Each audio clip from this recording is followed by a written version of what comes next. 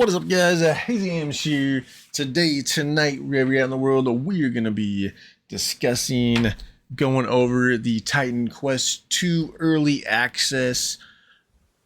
Now, if you watch me for a little bit, you'll know I don't normally purchase early access, but this is a game that I was really looking forward to, and I'm glad that I did spend the $24, $25, whatever it was. Real quick, I'm going to jump into the game and go over a few things, as well as jump into the options menu and just let you see what kind of options you have when it comes to like graphics and video settings. Thought there was all the normal graphic settings. Thought there was plenty of graphic settings you can tweak and mess with to get your game to run the way you want it to run. The audio, same thing. Definitely enough options to get it to where you want it to be.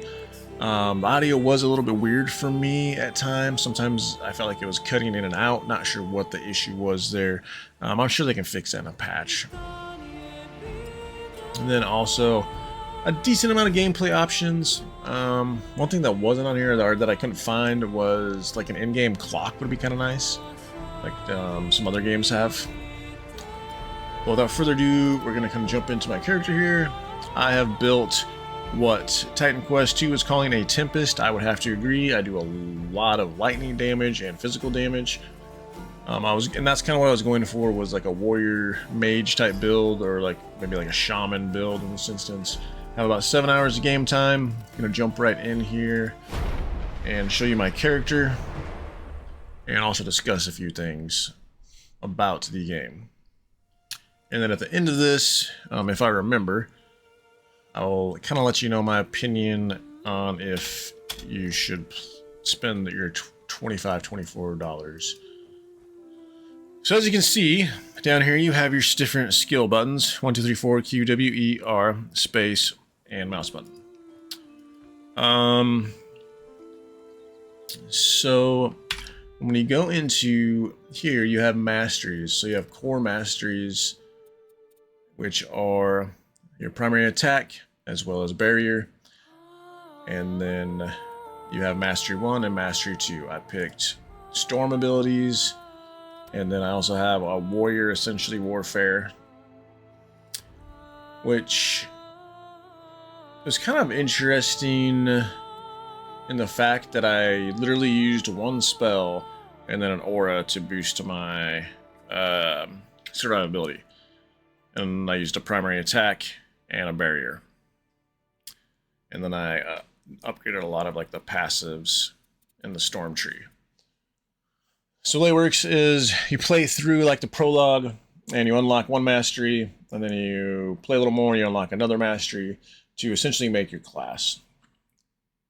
So I picked Call Lightning, and you level this up and you choose different runes or modifiers that do different things to strengthen your spell, ability, or passive. Oops, I didn't mean to go back. And then over here are your passives, kind of the same thing. They will max out at a certain level, and you'll unlock 2 available feats. These are called feats instead of modifiers. And they will do different things. I mean, in general, I think like it was a pretty cool system.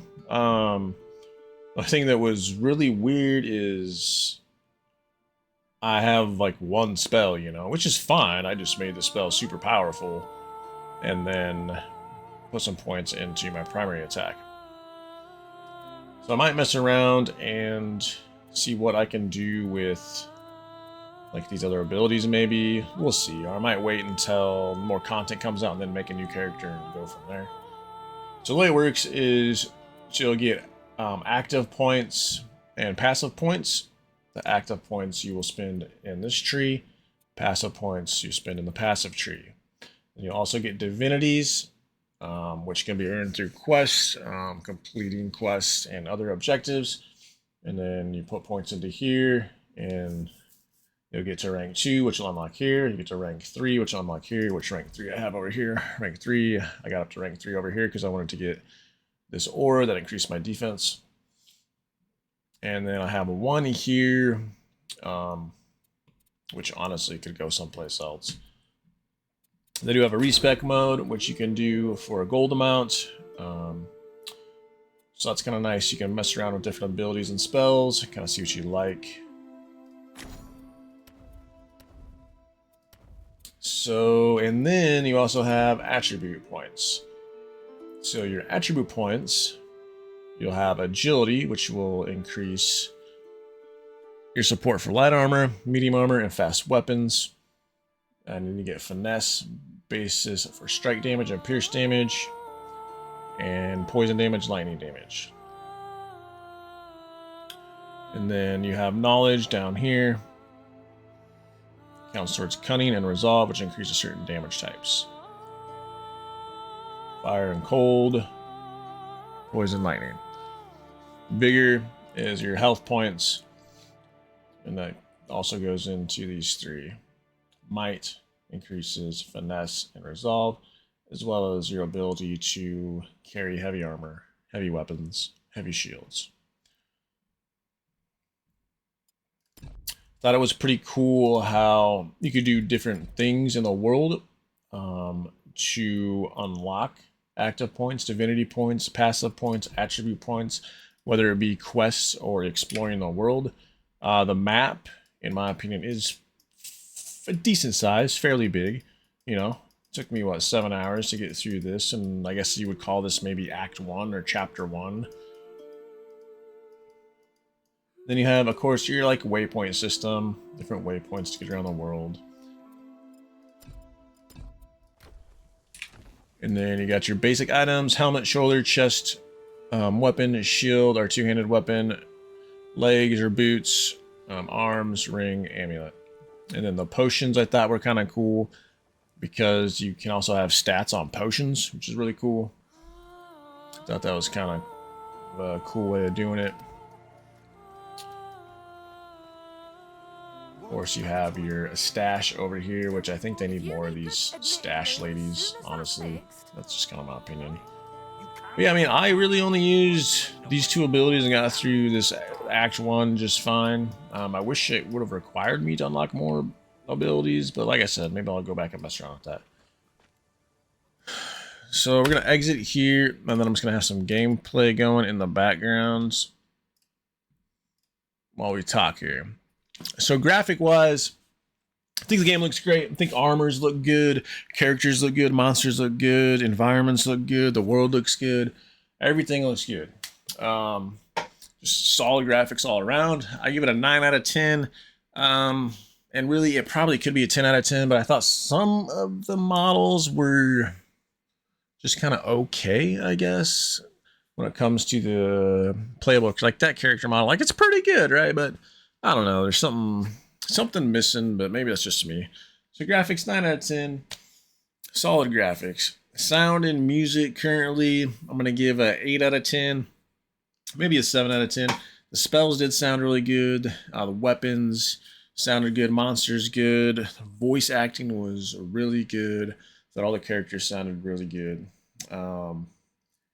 The background music throughout the game was good. Really enjoyed that. So yeah, music 8 out of 10. Characters and story. I mean, honestly, the story so far has kept me engaged, wanting to know more about what's going on in the world. You know, who the bad guys are and what we're going to do to try to stop them. I got to sneeze. Hold on.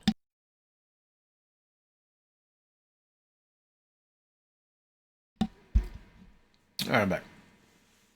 Yeah, so I thought characters were interesting. One thing that was really cool, as you can kind of see here, is your characters will have multiple paths for text. And they would have like multiple things you could click on to learn more about the world or learn more about certain characters or certain areas, certain factions, that type of thing. I thought that was really cool. It really allows you to learn more about the world. And what was also cool is it wasn't just text you had to read. Those were voice acted lines all the way through. Really cool. Character and story, 8 out of 10.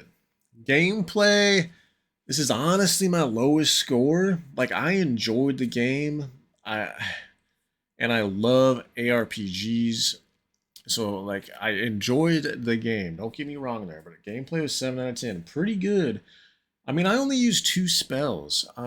Obviously that's on me, right? Like I could have specced into more spells and done different things, but I wanted my spell to get to max potential of damage. And it was a very good spell. I could kite guys with Call Lightning, as well as just stand there and single target bosses and just keep on calling down the lightning. But like I want more of that bar at the bottom to be filled with spells and abilities. And I guess that's kind of where the cool thing is in this game is you make your character, right? Like I could have had all those slots filled, but then those spells aren't going to be to their fullest potential and their fullest ability to do the maximum amount of damage or the maximum buff that it could do or what have you. So that's kind of interesting. I don't know how the skills are going to play out the further along the game goes, or if they're going to kind of tweak the skills a little bit. I'm not sure. I just wish I had more spells, but again, that's like on me too, so it's like a double-edged sword. I might mess around, like I said, with a different build, but honestly, I'll probably wait till the content gets released, like more content gets released, and then do a different build and go that way. As far as bugs and cons, I crashed once, and I didn't think that was too crazy. It was just an Unreal Engine error, so I'm not sure what the cause was or what happened there. And last but not least, the $1,000,000 question. Do I think this game is worth your $25? It's about 7 hours of gameplay. Plus you could go back and do other builds and things. So if you are a hardcore ARPG connoisseur, love action RPGs, I would for sure just go ahead, spend the $25, get your 6-7 hours of gameplay going, maybe more if you do multiple builds, and kind of follow the game as it progresses, as they add more content. And then, play the new content they release, and then go play something else, and then wait for them to release some more content, and then go play something else, kind of a back and forth. But then you get to experience that journey within a pretty damn good ARPG as it grows and evolves. If you've played Titan Quest 2 or have an opinion on what you think about Titan Quest 2, let me know down in the comments.